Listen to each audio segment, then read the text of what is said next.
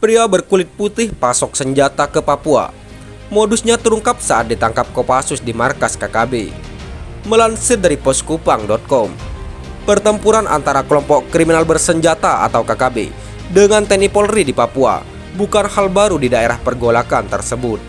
Lantaran peperangan itu secara gerilya, sehingga insidennya pun tak diketahui secara pasti.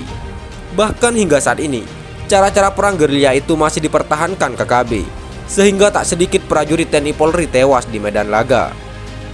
Bahkan untuk memuluskan penyerangannya, kelompok kriminal itu menerapkan berbagai taktik.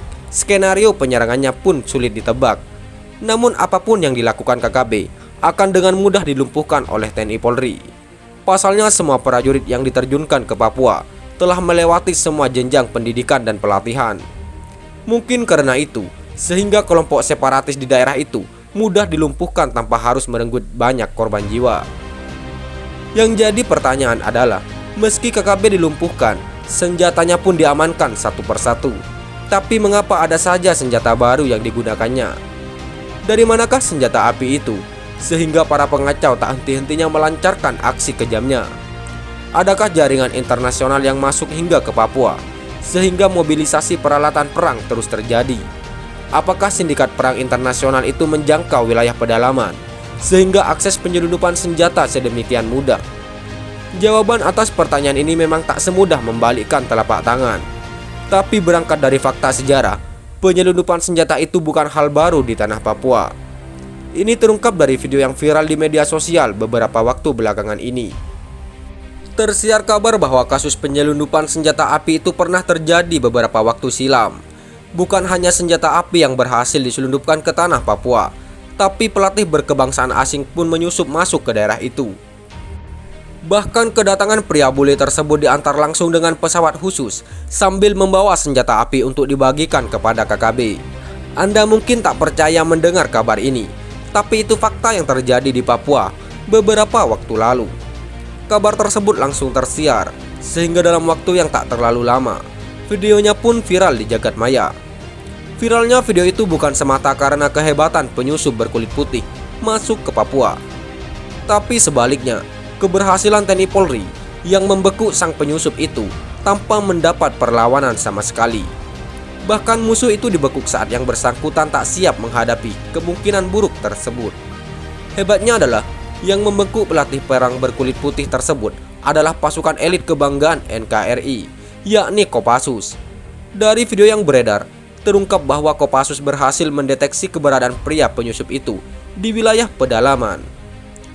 Dari titik itulah, Kopassus mulai bergerak dan tak butuh waktu lama.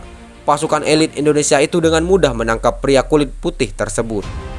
Terungkap bahwa Kopassus merencanakan penyergapan tanpa dideteksi oleh pihak manapun.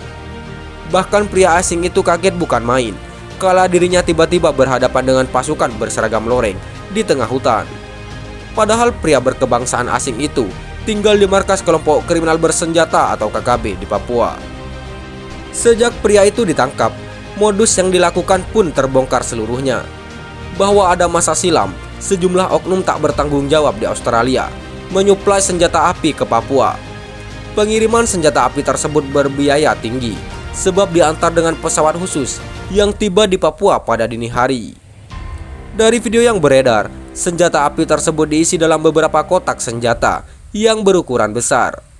Ketika pesawat bermuatan senjata selundupan itu tiba di Papua, beberapa anggota KKB terlihat telah menanti di lokasi helipad.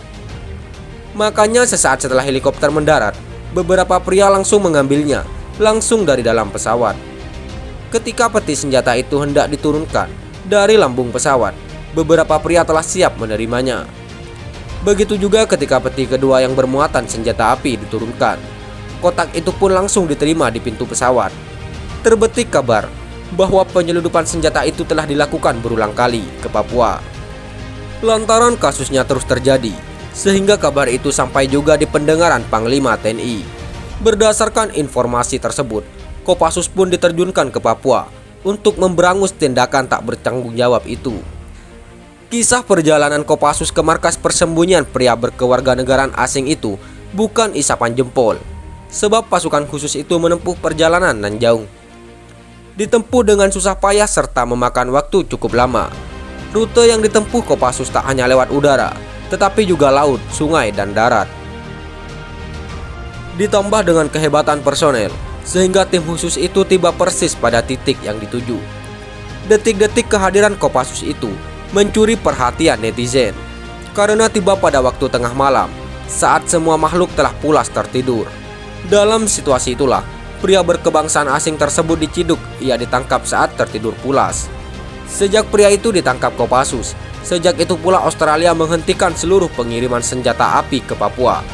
Bahkan sejak itu pula, Australia tak melakukan lagi tindakan pelanggaran hukum, baik mendistribusi senjata api maupun tindakan lainnya di tanah Papua.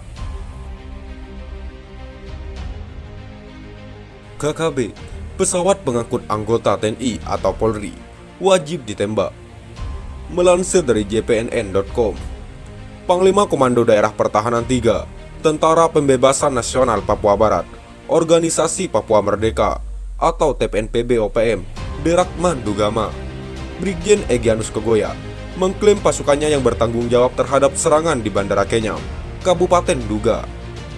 Mereka pasukan Kodam 3 TPNPB-OPM menembak 2 pesawat komersial, kata Egyanus, seperti bunyi keterangan persnya yang dikirimkan jubir TPNPB-OPM, Sebi Sambo. Egyanus Kogoya mengatakan serangan di Bandara Kenyam ditujukan kepada 2 burung besi yang hendak mendarat.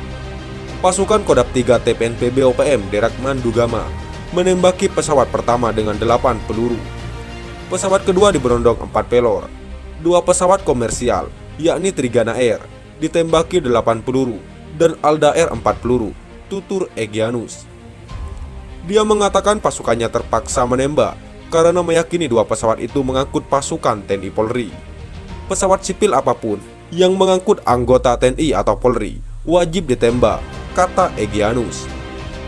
Kapolres Nduga, AKBP I Komang Budiarta, membenarkan adanya informasi serangan lagi dari KKB. Ia lagi kontak, ujarnya, di telepon siang tadi. KKB kelompok Egyanus Kogoya lebih dahulu menyerang pos marinir di distrik Kenyam, Kabupaten Duga, Papua. 2 prajurit TNI AL tewas dalam serangan yang diwarnai hujan granat itu. Sekian dan terima kasih. Jika ada salah kata, kami mohon maaf. Jangan lupa like, komen, dan subscribe.